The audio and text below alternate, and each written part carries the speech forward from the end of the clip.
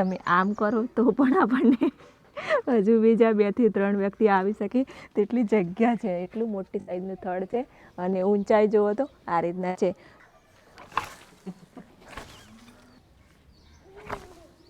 તો હવે તમે જોઈ શકો છો કે આપણો ધુમાડો સરસ એવો ગોટામગોટ થઈ ગયો છે. હેલો, કેમ છો? તો બધા જ મજામાં હશો. તો શું છે કે હવે ઉનાળો આવી ગયો છે અને ઉનાળામાં મચ્છરનો ત્રાસ એટલે કે આપણે આજે તેના વિશે જોવાના છીએ.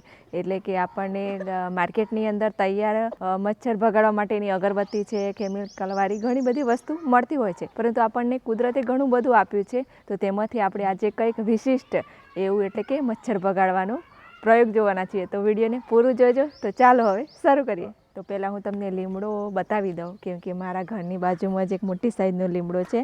તો અહીંયા જે છે તે તમે આમ કરો તો પણ આપણને હજુ બીજા 2 થી 3 વ્યક્તિ આવી શકે તેટલી જગ્યા છે. એટલું મોટી સાઈઝનું થડ છે અને ઊંચાઈ જુઓ તો આ રીતના છે. તો ગામડાની અંદર તો શું છે કે બધાને ઘરે આ રીતના લીમડા હોય જ છે. તો સૌપ્રથમ આપણે લીમડાનો જે પાન એટલે કે અમે કહીએ છીએ પાલો, તે પાડવાનો હોય છે. તો આપણે તેને પાડી લઈએ. તો અમે ઓકી લાવ્યા છીએ.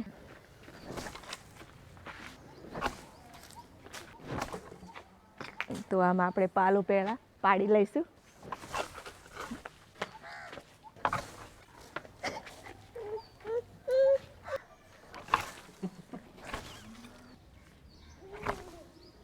તો મેં પાલો પાડી લીધો છે. હવે આપણે તેને વીણી લઈશું.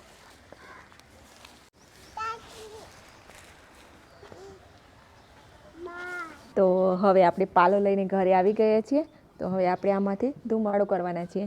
એટલે કે મેં અહીંયા તગારું લઈ લીધું છે. તેની અંદર જે ઘરે કૂટો નીકળતો હોય, કચરો હોય, તે મેં અહીંયા ભરી દીધો છે અને તેની અંદર સળગાવી અને હવે આપણે પાલો નાખીશું. તો હવે આપણે પાલાની અંદર બધો મૂકી દઈશું.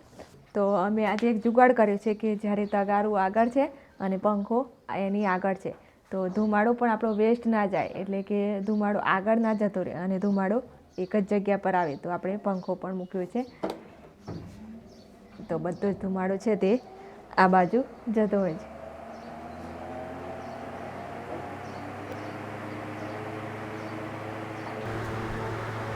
તો હવે તમે જોઈ શકો છો કે આપણો ધુમાડો સરસ એવો ગોટામગોટ થઈ ગયો છે.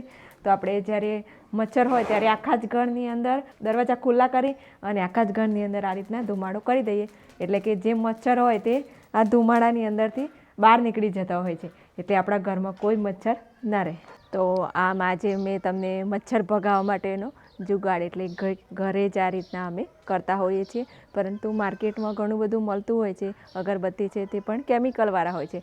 પરંતુ આ ગામડાની અંદર અમે કરતા હોઈએ છીએ. તો આજનો વિડીયો ખૂબ જ ગમ્યો હશે. તો વિડીયોને લાઇક કરો, શેર કરો અને દક્ષા રેસીપી પેજને ફોલો કરો.